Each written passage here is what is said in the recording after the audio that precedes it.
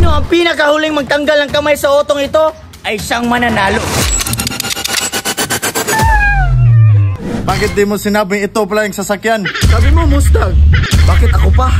Bakit mo ko sinali dito? Tama lang tubig. Ito ang papremyo na talagang iniiyakan. Ba't ka umiyak? Ikaw to! Naghihirapan. Mas lalo akong maghirap sa kutsing ito. Nagtitiisan. Kunting tiis na lang, ayaw ko na. Kahit alam ng lahat ng player, ay walang kasiguraduhan. Sigurado ding lalaki ang problema mo. Bago natin simulan yung challenge, sino gusto mag-surrender? Bago ang lahat, gusto ko muna ipakilala sa inyo si Mostaya. Wow.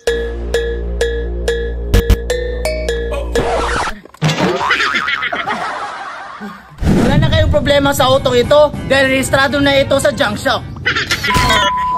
Anong masasabi mo na isa ka sa maswerteng napili bilang isang player? Ang masasabi ko po, paano mo nasabi? Pinaghintay ko muna sila ng 5 oras dahil maya-maya meron akong sorpresa. Sino gusto ng candy? Naghagis ako ng maraming candy upang sila'y matrick at mawala sa pagkapit. Bakit mas pinili mo pa yung candy kaysa kotse? Mas pipiliin ko bang madiabetes kaysa matetanus? Bakit mas pinili mo pa yung candy kaysa kotse? Ang init dito. Akala ko ikaw si Pitmaster. 3 na lang ang natira, kaya ito ang ginawa ko.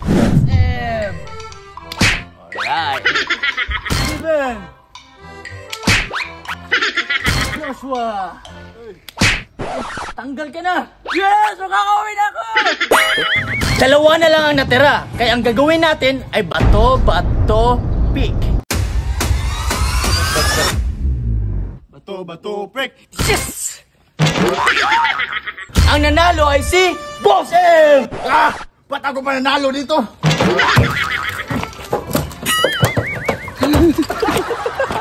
Pagkatapos namin mag-challenge, syempre hindi talaga mawawala ang celebrate. And right now, we're going to eat. Kasama ang mga barkada kong complete. Kahit sobrang init, basta solid.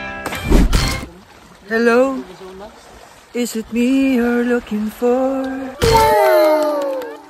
Ito ang literal na expectation versus reality.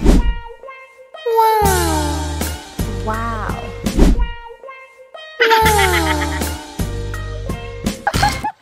I love you. Sinimulan na namin magluto, pero hindi ako ang tagapagluto kasi hindi ako uto-uto.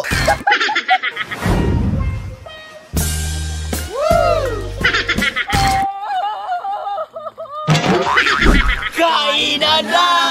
Let's go! Wait lang, wait. Bili ka muna ng soft drinks.